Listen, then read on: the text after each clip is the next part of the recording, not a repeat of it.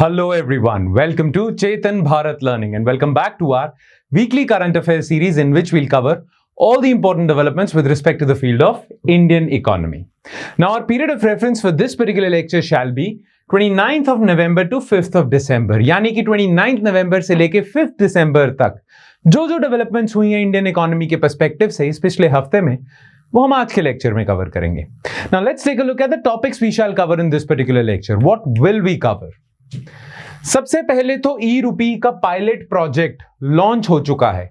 तो वैसे तो हमने अपने प्रीवियस करंट अफेयर्स में ई रूपी या CBDC, central bank digital currency, ये आरबीआई की अपनी क्रिप्टो करेंसी होगी, इसको हम डिस्कस कर चुके हैं प्रीवियस करंट अफेयर्स में. एक बार दोबारा कर लेते हैं और जो लेटेस्ट डेवलपमेंट्स हुई हैं उनको भी देख लेंगे. Right, then we'll talk about wet leasing of aircrafts relax. Now अभी रिसेंटली डीजीसीए ने वेट लीजिंग अलाउ कर दी है एयरक्राफ्ट्स की. ना ये न्यूज इतनी ज्यादा खास नहीं है, पर इसमें एक नया टर्म इंट्रोड्यूस हुआ है, वेट लीजिंग. तो ये वेट लीजिंग होता क्या है, बस इसको हम कवर करेंगे और ये क्यों किया गया है ये करेंगे. एविएशन इंडस्ट्री को सपोर्ट करने के लिए वेट लीजिंग अलाउ करी है, तो ये पूरा मुद्दा समझेंगे. Then UPI market cap deadline extended.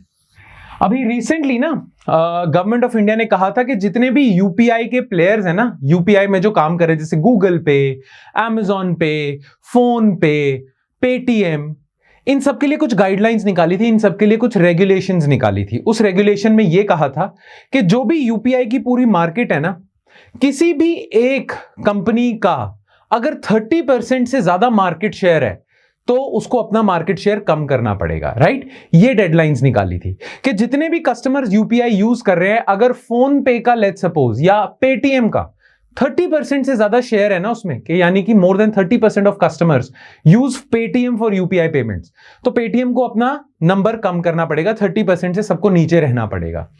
ना ये जो रूल निकाला था ना, इसे 2 साल के लिए और एक्सटेंड कर दिया गया है. राइट, तो ये मुद्दे को देखेंगे. Then we'll talk about remittances to cross 100 billion mark. देखो, इंडिया के जितने भी लोग बाहर काम करते हैं, ठीक है, इंडिया के लोग बाहर जितने भी काम करते हैं बाहर फॉरेन कंट्रीज में, वो जो पैसा कमाते हैं उसमें से कुछ इंडिया भेजते हैं. राइट, उन्हें हम रेमिटेंसेस कहते हैं. ना इंडिया का जो टोटल रेमिटेंसेस हैं, इंडिया में जो टोटल रेमिटेंसेस आ रही हैं दुनिया भर के लोगों से, दुनिया भर के इंडियन से, it will cross 100 billion mark. 100 billion dollar हम भेजते हैं, हमारे भाई बंधु जो बाहर काम कर रहे हैं, 100 बिलियन डॉलर तक वो घर पैसा भेजते हैं, इंडिया में पैसा भेजते हैं. इससे इंडिया को बहुत फायदा होता है. तो इस इशू को देखेंगे. राइट, और ये डेटा कौन निकालता है वो देखेंगे. Then will talk about changes in insurance framework. Insurance laws और इंश्योरेंस का जो रेगुलेटर है उसने बहुत सारे रिफॉर्म्स प्रपोज किए हैं ताकि इंश्योरेंस इंडिया में और वाइड स्प्रेड हो और इंश्योरेंस पेनिट्रेशन इंडिया में बढ़े. मेन एम क्या है इन रिफॉर्म्स का कि इंश्योरेंस पेनिट्रेशन और इंश्योरेंस डेंसिटी इंडिया में बढ़े. इसके लिए कुछ रिफॉर्म्स प्रपोज किए हैं.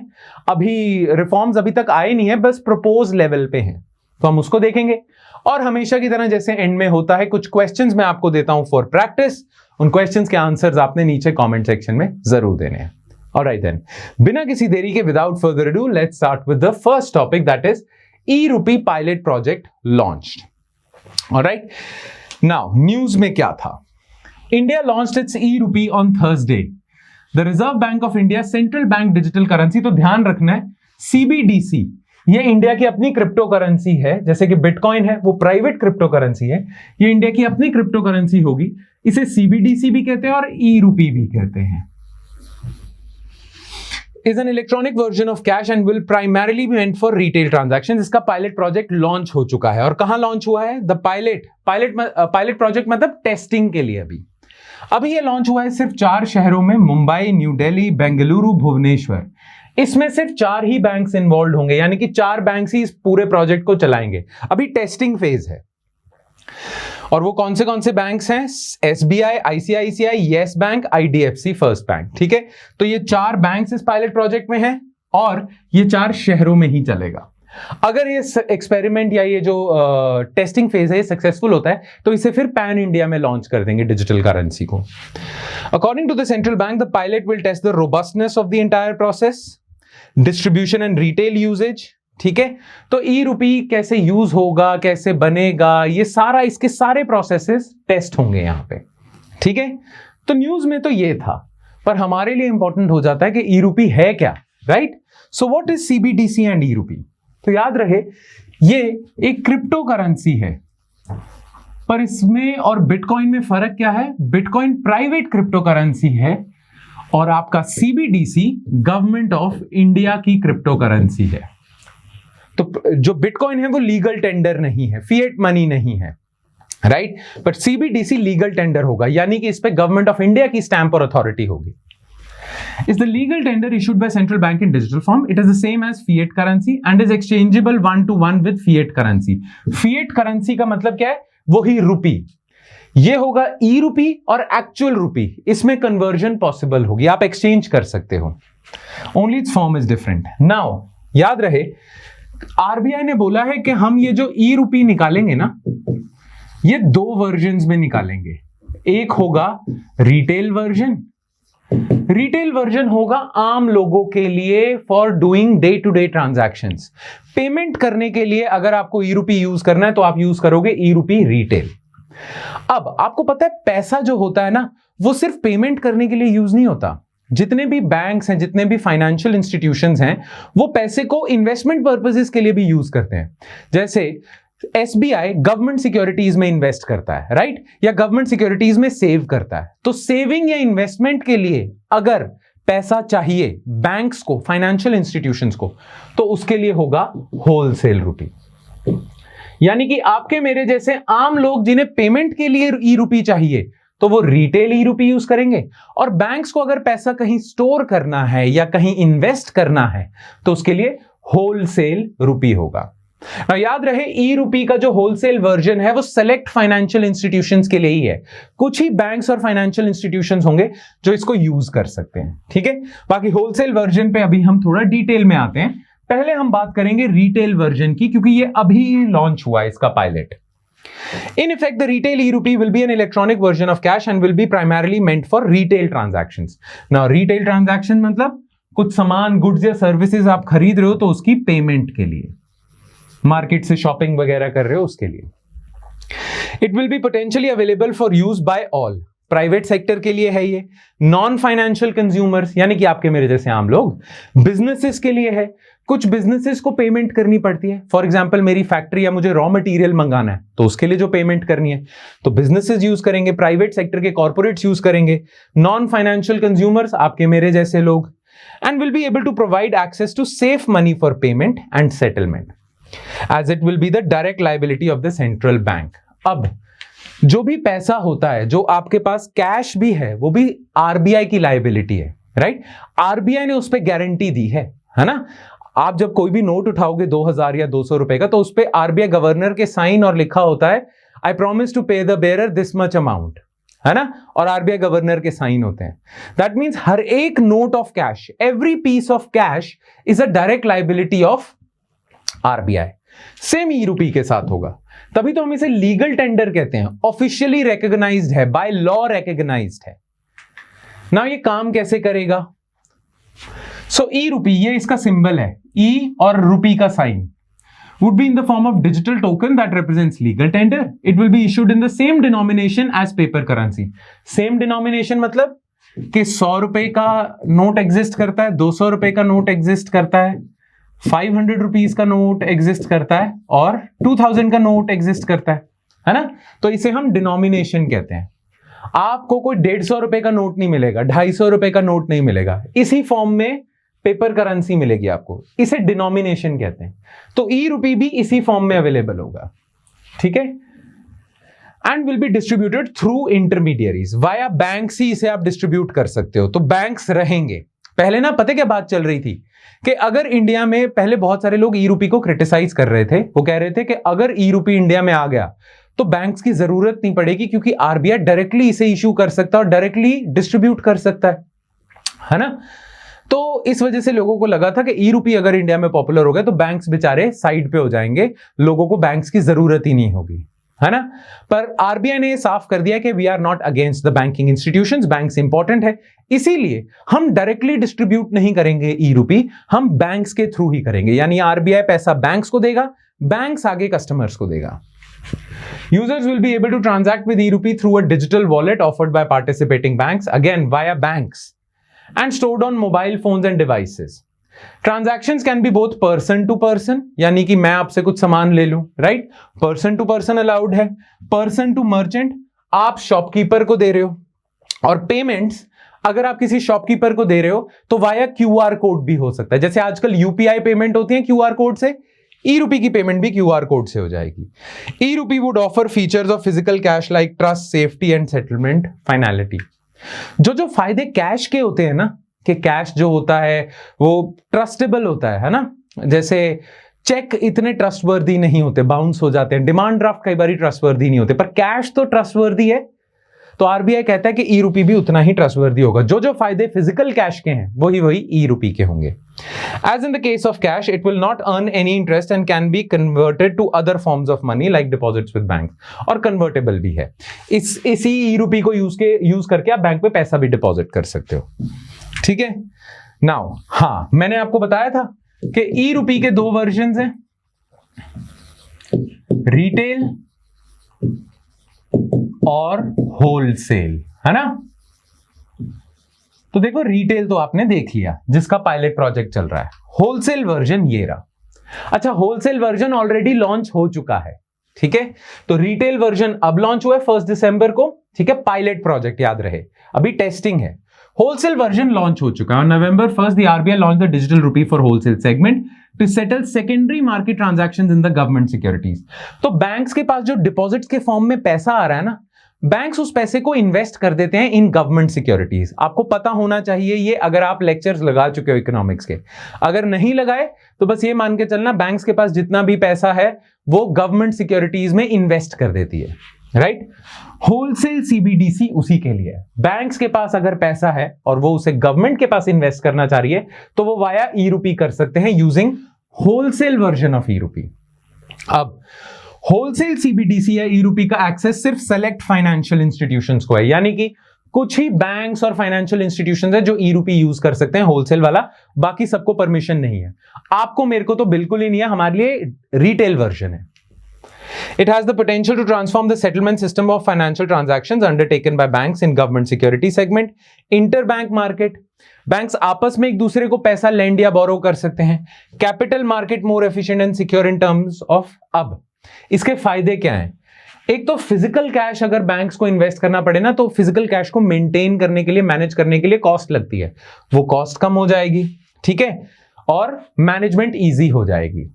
इलेक्ट्रॉनिक फॉर्म को मैनेज करना इजी है ना, फिजिकल कैश को तो आपको लॉकर में रखना पड़ेगा, वॉल्ट्स में रखना पड़ेगा, उससे बढ़िया इससे कर लो, मेक सेंस, तो कॉस्ट कम होती है।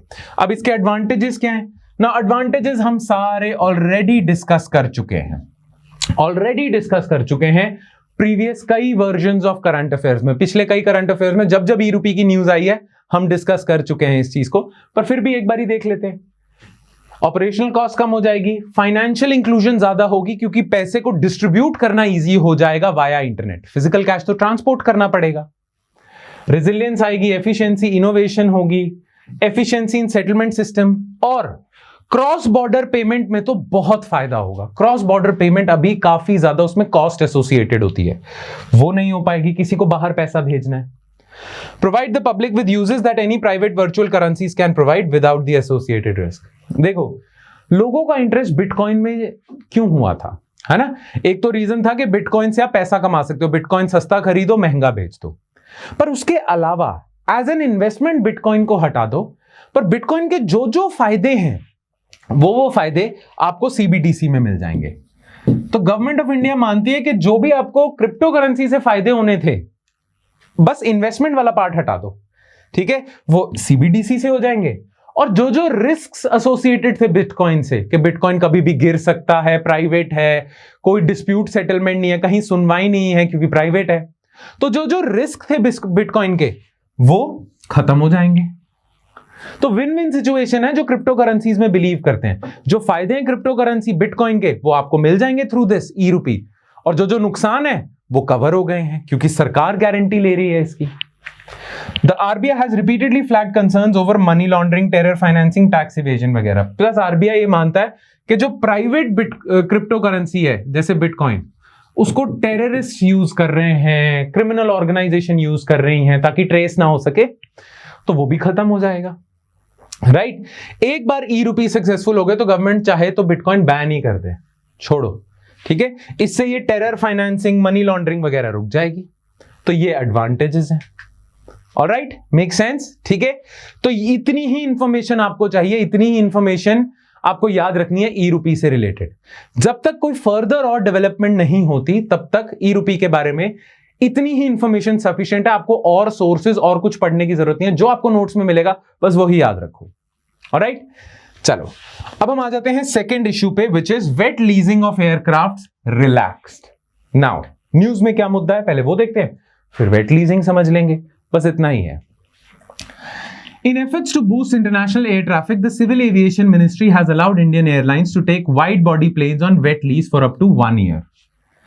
A senior ministry official said on Sunday that the rules had been relaxed, allowing wet leasing for a year as opposed to the 6 months permitted so far. तो देखो वेट लीजिंग क्या होती है। पहली बात तो आपको समझना चाहिए लीजिंग क्या होती है। लीजिंग का मतलब है कि आप कोई भी चीज रेंट पे दे देते हो। तो मैं किसी को घर दे रहा हूं रेंट पे या घर लीज पे दे रहा हूं, तो वो मुझे लीज अमाउंट देगा और मेरा घर यूज करता रहेगा, राइट? इसे लीजिंग कहते हैं। नो बहुत सारी एयरलाइंस कंपनी, जितनी भी एयरक्राफ्ट कंपनीज हैं जैसे Indigo, spice jet, air India वगैरह, कई बार इन्हें लगता है कि कस्टमर्स की डिमांड ज्यादा है पर इनके पास इतने एयरप्लेन्स नहीं है, तो रादर देन बाइंग मोर एयरप्लेन्स ये क्या करते हैं, एग्जिस्टिंग एयरलाइन से ना एरोप्लेन्स लीज पे ले लेते हैं, रेंट पे ले लेते हैं, है ना? वो सस्ता भी पड़ता है इन्हें, क्योंकि किसी एयरलाइन कंपनी को अगर एक्सपैंड करने ऑपरेशंस तो पूरा का पूरा जहाज खरीदो, उसकी मेंटेनेंस भी करो, वगैरह वगैरह सब कुछ करो। इससे बढ़िया है लीज पे ले लो जहाज, राइट? और अपने ऑपरेशंस चलाते जाओ, राइट? ना इसे हम कहते हैं ड्राई लीजिंग। तो जब किसी को सिर्फ पूरा का पूरा जहाज, पूरा का पूरा एरोप्लेन लीज पे लेना है, रेंट पे लेना है, ठीक है, तो वो तो है ड्राई लीजिंग। अच्छा, वेट लीजिंग क्या है? वेट लीजिंग होता है जब मुझे किसी से पूरा का पूरा जहाज, उसमें काम करने वाला क्रू, उसकी इंश्योरेंस वगैरह सब कुछ लीज पे मिल रहा है, ठीक है?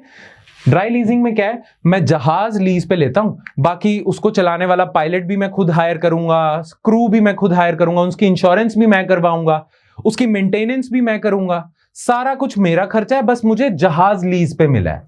यह है ड्राई लीजिंग। वेट लीजिंग क्या है, मेरी कोई सिरदर्दी नहीं है, मैंने जिस कंपनी से जहाज लेना है मैंने उससे ले लिया, मैंने उसको अमाउंट दे दिया, अब एरोप्लेन की जिम्मेदारी उसकी, क्रू उसमें जो लोग काम करेंगे वो उसकी जिम्मेदारी, वो भी वही देगा, इंश्योरेंस, मेंटेनेंस वगैरह सब उसकी जिम्मेदारी है, मैंने उसको बस पैसा दे दिया। तो ड्राई लीजिंग सिर्फ जहाज मिल रहा है, वेट लीजिंग जहाज के साथ साथ मुझे सारा कुछ मिल रहा है एक अमाउंट पे। ऑब्वियसली इसकी अमाउंट ज्यादा होगी इससे, पर नॉनदलेस ये बहुत इंपॉर्टेंट है। और पहले गवर्नमेंट ऑफ इंडिया ने इसे अलाउ करा हुआ था, बट इसका टाइम पीरियड था सिर्फ 6 मंथ्स। आप कोई जहाज वेट लीज पे ले सकते हो फॉर 6 मंथ्स ओनली। अभी रिसेंटली गवर्नमेंट ऑफ इंडिया ने इसको बढ़ा के 1 ईयर कर दिया। और क्यों करा है?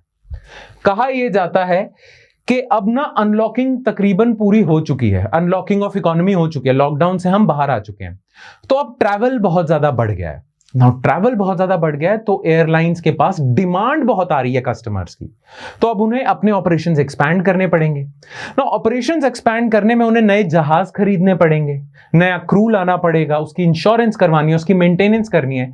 ये बहुत लंबा प्रोसेस है और कॉस्टली भी है। तो इससे बढ़िया क्या है, आप किसी एस्टैब्लिश्ड कंपनी से, जैसे इंडिगो वगैरह हो गई, उससे एरोप्लेन्स वेट लीज पे ले लो। क्रू भी हायर करने की जरूरत नहीं है, मेंटेनेंस भी जरूरत नहीं है, इंश्योरेंस कराने की भी जरूरत नहीं है, सब कुछ नहीं चाहिए। वेट लीज पे आपने प्लेन्स ले लिए और सरकार ने कह दिया आप 1 साल तक कर सकते हो। तो अब जो आपके पास डिमांड आ रही थी, आपको अपने ऑपरेशंस एक्सपैंड करने में दिक्कत नहीं आएगी, ठीक है? इसीलिए सरकार ने अलाउ करा है, क्योंकि अब ट्रैवल बहुत ज्यादा बढ़ गया है, टूरिज्म बढ़ गया है, स्पेशली आफ्टर लॉकडाउन। नाउ ये है definition. Wet leasing means renting the plane along with operating crew, engineers, while dry leasing refers to taking only the aircraft on rent. Technical term for wet leasing is ACMI, इसका मतलब है aircraft crew maintenance insurance. ठीक है, बस यही चीज है। Clear? अब ये क्यों करा है, सिग्निफिकेंस क्या है, मैंने आपको बता दिया। ऑपरेशंस एक्सपैंड करने हैं तो कई एयरलाइंस के लिए कॉस्ट बहुत बढ़ जाएगी, अगर उन्हें नए जहाज खरीदने पड़ेंगे और टाइम भी बहुत लगेगा। जल्दी, कम टाइम में और कम कॉस्ट में अगर ऑपरेशंस एक्सपैंड करने तो वेट लीजिंग तरीका है, इसलिए अलाउ करा है गवर्नमेंट ने। Make sense? ठीक है, बस इतना ही है ये न्यूज में। नेक्स्ट हम इशू करते हैं which is UPI market cap deadline extended. ये भी छोटा सा इशू है। न्यूज में क्या है, National Payment Corporation of India has extended by 2 years the deadline to comply with its 30% cap on market share of platforms operating on UPI. National payment corporation of India ने कहा था कि जितने भी पेमेंट ऑपरेटर्स हैं जैसे Paytm, Google पे, phone पे, ठीक है, Amazon पे, व्हाट्सएप पे, बहुत सारे हैं ना, तो एनपीसीआई ने कह दिया था कि आप सबके पास ना कुछ कुछ मार्केट शेयर है। जैसे पेटीएम के पास 15% मार्केट शेयर है, ठीक है, 15% मार्केट शेयर का मतलब जितने भी यूपीआई यूजर्स हैं 15% यूजर्स पेटीएम से करते हैं। गूगल पे के पास बहुत ज्यादा मार्केट शेयर है 35%, और फोन पे तो बहुत ही ज्यादा बड़ा मार्केट शेयर है। ठीक है, ठीक ठाक, सॉरी फोन पे नहीं, BharatPe, yes I guess it's BharatPe, तो इनके पास तो बहुत ज्यादा बड़ा मार्केट शेयर है। तो इसीलिए ना एनपीसीआई ने डेडलाइन निकाली। एनपीसीआई ने बोला था कि देखो सबको मौका मिलना चाहिए और पेमेंट ऑपरेटर्स आने चाहिए। तो जिन जिन का market share is greater than 30% वो अपना मार्केट शेयर कम करें। 30% से ज्यादा किसी को भी मार्केट शेयर अलाउड नहीं है। तो इस पे ना गूगल पे और भारत पे बहुत ज्यादा नाराज हुए थे और वो सख्ते में आ गए थे। उन्हें बहुत ज्यादा बुरा लगा था कि हमारी गलती है, ज्यादातर लोग हमारा यूज करते हैं सिस्टम, राइट। और पेटीएम खुश हो गया था क्योंकि पेटीएम को लगा था कि भारत पे वगैरह अब अपना मार्केट शेयर ड्रॉप करेंगे तो वो जो इनके कस्टमर्स हैं एक्स्ट्रा वो इनके पास आ जाएंगे, तो पेटीएम खुश था, है ना। तो इसी वजह से ना ये सारा मुद्दा चल रहा था। सबसे ज्यादा गूगल पे और भारत पे वाले कह रहे थे कि ये गलत बात है, ये आपने गलत किया, 30% वाली जो कैप लगा दी है ना। इन्होंने बहुत ज्यादा लॉबिंग की और अभी एनपीसीआई ने कह दिया है कि हमने जो फाइनल डेट दी थी ना, जब तक आपको 30% तक पहुंचना है, उसे हम अगले 2 साल तक एक्सटेंड कर रहे हैं। यानी कि अगले 2 सालों तक गूगल पे और भारत पे आराम से ज्यादा मार्केट शेयर ले सकते हैं, राइट। यही है न्यूज पे। Clear? Make sense? Now NPCI, why this relaxation? NPCI had initially planned to enforce the market cap rules on January 2021. ये पहले करा था, फिर ये पोस्टपोन करते गए, ठीक है। अच्छा, इन्होंने रीजन क्या दिया कि इन्होंने 2 साल से एक्सटेंड क्यों किया है? इन्होंने कहा है देखो कि जो बाकी छोटे प्लेयर्स हैं ना, जो कह रहे हैं 30% से कम होना चाहिए, वो और ज्यादा एफर्ट्स उठाएं, अपना मार्केट शेयर खुद से बढ़ाएं, हमारी वेट ना करें, हम पे डिपेंडेंट ना हो। यानी कि पेटीएम जैसे लोग अपने आप अपना मार्केट शेयर बढ़ाओ ना, है ना। आप गूगल पे और फोन पे से क्यों सोच रहे हो ऐसा? खुद अपना मार्केट शेयर बढ़ाओ, ठीक है। तो इसीलिए एनपीसीआई ने कहा है कि हम पीनलाइज नहीं करेंगे गूगल पे और भारत पे वगैरह को, हम 2 साल की एक्सटेंशन दे रहे हैं, हाँ उसके बाद 30% करना है। प्लस उन्होंने एक और रीजन दिया है, उन्होंने कहा अभी भी बहुत सारे लोग ऐसे हैं जो यूपीआई यूज नहीं करते, तो उनको यूपीआई पे डालने के लिए बेस्ट सूटेबल हैं गूगल पे और भारत पे वाले, क्योंकि इनकी रीच अच्छी है, तो ये और लोगों को भी लेके आ सकते हैं यूपीआई के फोल्ड में, ठीक है। तो इसीलिए हम इन दोनों को नहीं कहेंगे कि आप अपना मार्केट कैप छोटा करो, इन्हें अभी 2 सालों तक और हम बोलेंगे कि एक्सपैंड करो ताकि ये और लोगों तक भी पहुंचे। हमें यूपीआई को हर जन जन तक लेके जाना है, तो 2 सालों की एक्सटेंशन दी है। और इन्होंने लायबिलिटी डाल दी है पेटीएम पे कि आपने अगर अपना मार्केट शेयर बढ़ाना है तो खुद से बढ़ाओ, हमारी डेडलाइन पे क्यों वेट कर रहे हो, ठीक है। बाकी यूपीआई के बारे में, जो यूपीआई की जो सक्सेस स्टोरी है उससे रिलेटेड अगर आपको अपने मेंस आंसर में कुछ पॉइंट्स लिखने हैं तो वो ये रहे कि यूपीआई से अब 12 लाख करोड़ की ट्रांजैक्शंस हो रही हैं, हर जगह पहुंच गया है यूपीआई वगैरह, तो ये कुछ पॉइंट्स हैं उससे रिलेटेड। क्लियर? चलो आगे बढ़ते हैं and we'll talk about remittances to cross 100 billion mark. ध्यान से सुनना। पहली बात तो रेमिटेंसेस क्या होते हैं? देखो रेमिटेंसेस क्या होंगे? Remittances to India are money transfers from non resident Indians employed outside the country to family, friends or relatives residing in India and are a vital source of household income. बूढ़े माँ बाप है, उनका बच्चा USA में काम कर रहा है तो वो घर पैसा भेजता है, तो वाइटल सोर्स ऑफ इनकम है for house holds, plus India में भी पैसा आ रहा है। नाउ इसे ही रेमिटेंस कहते हैं। नाउ न्यूज में क्या है? India is expected to receive a record 100 billion in remittances in 2022, the top recipient this year. Now, ये कैसे पता चलता है कि किस कंट्री को कितना रेमिटेंस आ रहा है? वेल, वर्ल्ड बैंक है ना जो, वो हर साल एक रिपोर्ट निकालता है, उसका नाम है माइग्रेशन एंड डेवलपमेंट ब्रीफ। तो इंडिया से कितने लोग माइग्रेट होके बाहर गए हैं, बाहर से पैसा कमा रहे हैं और इंडिया में भेज रहे हैं, ये सारी रिपोर्ट वर्ल्ड बैंक देगा थ्रू दिस। और इसमें वर्ल्ड बैंक ने बताया है कि इंडिया पिछले कई सालों से टॉप रिसिपिएंट है, यानी कि इंडियंस बहुत सारे हैं जो बाहर काम कर रहे हैं और अपने घर पैसा भेजते हैं। रेमिटेंसेस के एंगल से India is the largest recipient of remittances in the world, और 2022 में तो लार्जेस्ट तो है ही इंडिया, 100 बिलियन का मार्क भी टच कर गया है। ना इसके कारण क्या बताए जा रहे हैं, ये कुछ और न्यूज में आया था, वो भी आप देख लेना नोट्स में, ठीक है। इसके रीजंस क्या बताए जा रहे हैं, रीजंस ध्यान से सुनना। पहली बात तो वर्ल्ड बैंक कहता है कि there is a gradual shift of destinations for Indian migrants aided by structural shift in qualification. पहले जो इंडियन माइग्रेंट्स होते थे ना, वो अनस्किल्ड होते थे और ज्यादा से ज्यादा ना ये गल्फ कंट्रीज में जाते थे मैनुअल लेबर करने के लिए, तो उनको तनख्वाहें ज्यादा नहीं मिलती थी, तो घर भी वो पैसा कितना भेजेंगे। पर अब ज्यादातर इंडियंस ना क्वालिफाइड हैं जो बाहर जा रहे हैं। अब क्वालिफाइड इंडियंस जो बाहर जा रहे हैं ना, उनकी सैलरीज भी अच्छी हैं, सैलरीज अच्छी हैं तो वो घर ज्यादा पैसा भेजते हैं। तो वर्ल्ड बैंक कहता है कि ज्यादा क्वालिफिकेशन बढ़ गई है इंडियंस की, जिसकी वजह से हाई इनकम अर्नर कैटेगरी में वो आ गए हैं, और हाई इनकम अर्नर कैटेगरी में अगर वो आ गए तो घर भी ज्यादा पैसा भेजेंगे। कारण नंबर 1। कारण नंबर 2 क्या है?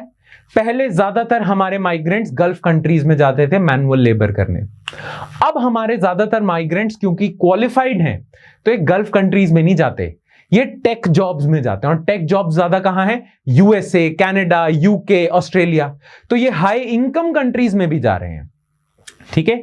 तो कारण नंबर 1 क्वालिफाइड लोग हैं, हाई इनकम अर्नर कैटेगरी में ज्यादा पैसा कमा रहे। कारण नंबर 2 डेस्टिनेशन भी चेंज हो गई है इनकी, पहले डेस्टिनेशन ज्यादातर गल्फ थी, अब डेवलप्ड कंट्रीज हैं, ठीक है, मेक सेंस।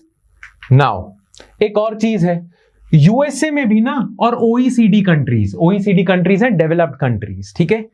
कहा यह जाता है कि क्योंकि अब ज्यादातर लोग यूएसए और डेवलप्ड कंट्रीज में है हमारे, और वहां पे ना लेबर मार्केट अच्छी चल रही है, विच मींस वहां पे लोगों की सैलरीज बढ़ रही हैं यूएसए और ओईसीडी में, तो वहां पे सैलरीज भी बढ़ रही हैं। एक तो ज्यादातर इंडियंस अब इन हाई पेइंग कंट्रीज में जा रहे हैं और वहां भी सैलरीज बढ़ रही हैं, तो ये कारण है।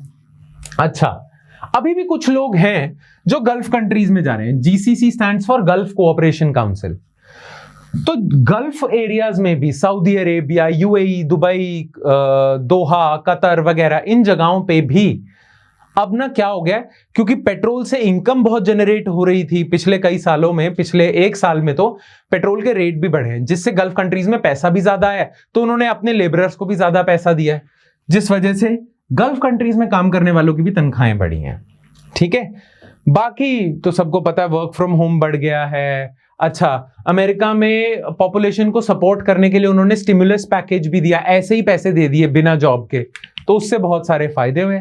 और एक जो इंपॉर्टेंट कारण है वो ये है कि इंडिया का ना रुपी डेप्रिशिएट हो गया, जिससे बहुत फायदा हुआ। जैसे कि लेट्स सपोज पहले एक इंसान था यूएसए में काम करता था, वो ना इंडिया में $1 भेजता था अपने घर में, अब $1 चल रहा था तब 70 रुपीज, ठीक है।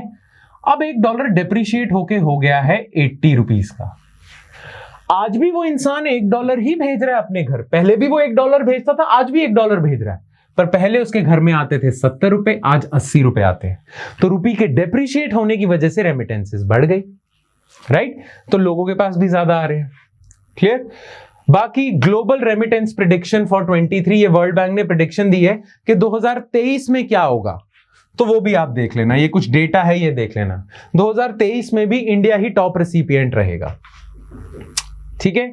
चलो अब हम आ जाते हैं अपने लास्ट इश्यू पे, which is change in the insurance framework.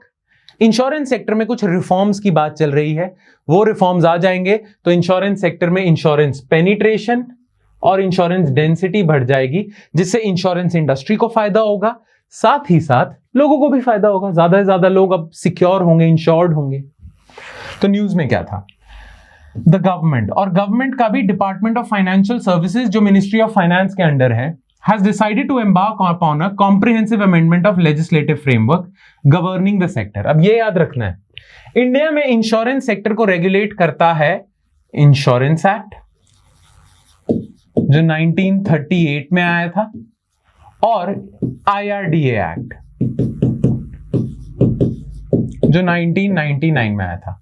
India में इंश्योरेंस सेक्टर के लिए जो भी रूल्स एंड रेगुलेशंस हैं वो अंडर दीज टू एक्ट्स हैं, insurance act, IRDA act. Now IRDA act क्या है? Insurance regulatory and development authority.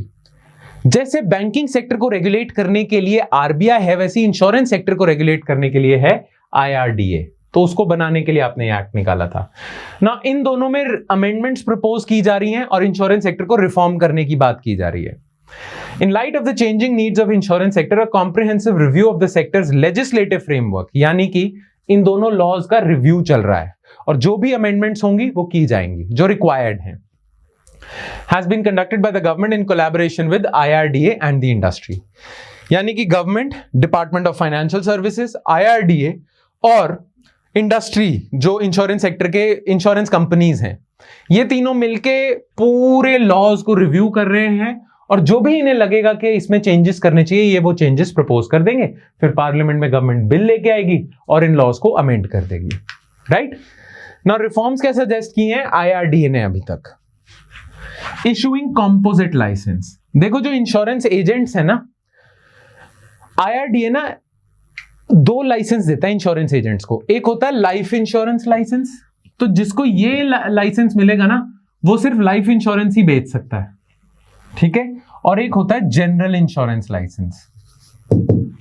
ये जो इंसान है ये और डिफरेंट टाइप ऑफ इंश्योरेंस बेच सकता है, कार इंश्योरेंस, हेल्थ इंश्योरेंस वगैरह। तो पहले क्या होता था, IRDA सिर्फ 2 लाइसेंस देती थी, जिसको ये लाइसेंस मिला है वो इसी सेगमेंट में काम करेगा, जिसको ये मिला ये इसी सेगमेंट में काम करेगा। IRDA ने कहा है एक इन्हें कंबाइन कर देते हैं और एक सिंगल लाइसेंस बना देते हैं, ठीक है। इससे जो मेरिटोरियस इंश्योरेंस एजेंट होगा वो दोनों जगह काम कर सकता है, ठीक है, कन्फाइंड नहीं है। Reducing the minimum capital requirement from 100 crore in order to enable the entry of smaller players. IRDA ने पहले रखा था कि अगर आपको इंश्योरेंस कंपनी बनानी है तो आपके पास मिनिमम 100 करोड़ रुपीस तो पैसा होना चाहिए, ठीक है, जिसकी वजह से सिर्फ बड़ी बड़ी कंपनीज ही इंडिया में एंटर कर सकती थी, छोटी कंपनीज नहीं आ सकती थी। तो ताकि छोटी कंपनीज भी आ सके इसलिए IRDA ने प्रपोज किया है कि जो मिनिमम रिक्वायरमेंट है ना कि 100 करोड़ या उससे बड़ी कंपनी आ सकती है उसे कम कर दो, ताकि छोटे प्लेयर्स भी आ सकें और ये बड़ी कंपनीज को कंपटीशन हो। क्योंकि जब कंपनीज में कंपटीशन होता है तो एंड में उसका फायदा कंज्यूमर को ही मिलता है। कंपनीज अगर आपस में लड़ रही हैं, जियो और एयरटेल आपस में लड़ेंगे तो फायदा हमें ही होगा, क्योंकि दोनों प्राइस कम करते जाएंगे और अच्छा ही सर्विस देंगे। तो इसीलिए स्मॉलर प्लेयर्स की एंट्री हो और वो कंज्यूमर को बेनिफिट दें। अब इस रिफॉर्म के एम क्या है? फाइनेंशियल सिक्योरिटी मिले जो इंश्योरेंस ले रहे हैं, पॉलिसी होल्डर का इंटरेस्ट हो, रिटर्न अच्छी आए वगैरह वगैरह, ये जनरल से है। Ease of doing business better हो, है ना।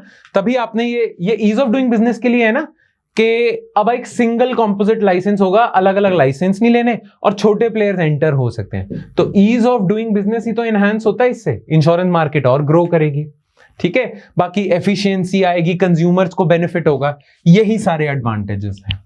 ऑलराइट नाउ पहले क्या रिफॉर्म्स लिए जा चुके हैं?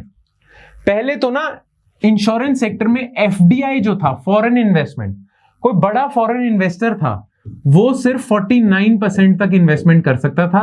IRDA ने ये प्रपोज करके कह दिया कि इसे इंक्रीज कर दो और अब 74% कर दो इसे। तो फॉरेन डायरेक्ट इन्वेस्टमेंट की आपने लिमिट एनहांस कर दी, जिसकी वजह से और फॉरेन इन्वेस्टमेंट आई है इंश्योरेंस सेक्टर में, तो ये सेक्टर ग्रो करा है।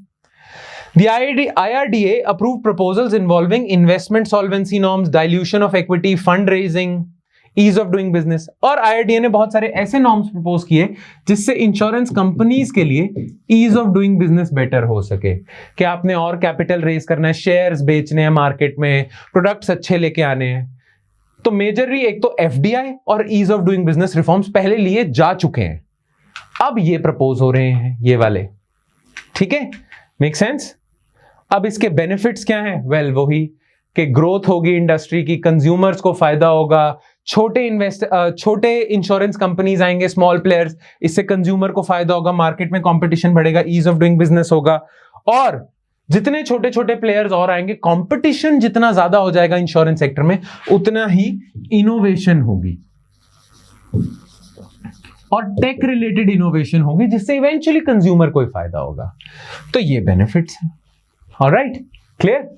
बस, और इसी के साथ हमारे आज के इकोनॉमिक्स रिलेटेड करंट अफेयर्स खत्म होते हैं। कोई बड़ा इशू नहीं था, छोटे छोटे बस प्रीलिम्स रिलेटेड फैक्ट्स ही थे इस हफ्ते में इकोनॉमिक्स से रिलेटेड, राइट? तो ज्यादा बड़ी एक्सप्लेनेशन वाले इश्यूज थे नहीं। खैर, अब ये जो हमने लेक्चर में कवर किया है, ये आपको समझ आया या नहीं समझ आया, वो हम कैसे टेस्ट करेंगे? वो हम टेस्ट करेंगे थ्रू क्वेश्चंस फॉर प्रैक्टिस। तो ये जो MCQs मैं आपके साथ शेयर करूंगा, इनके आंसर नीचे कमेंट सेक्शन में तो जरूर लिखने हैं आपने। ऑलराइट, चलो let's start with questions for practice. Question number 1, consider the following statements. Wholesale CBDC's access is restricted to select financial institutions. Wholesale CBDC shall be launched on November 1st, 2023. Which of the above statements are correct? Only one, only two, both, neither. Alright? And question number 2. Consider the following statements. India is the largest recipient of remittances in the world. Remittances form a part of Invisible's balance of current account. World Bank compiles global remittances data every year in its migration and development brief. Which of the above statements are correct? 1 and 2, 2 and 3, 1 and 3, all are correct. Alright? और आपके लिए mains answer writing practice के लिए आज का mains type question ये रहा, 150 word question है। E-rupee or CBDC has the potential to revolutionize the monetary system of our country. Comment 150 words में.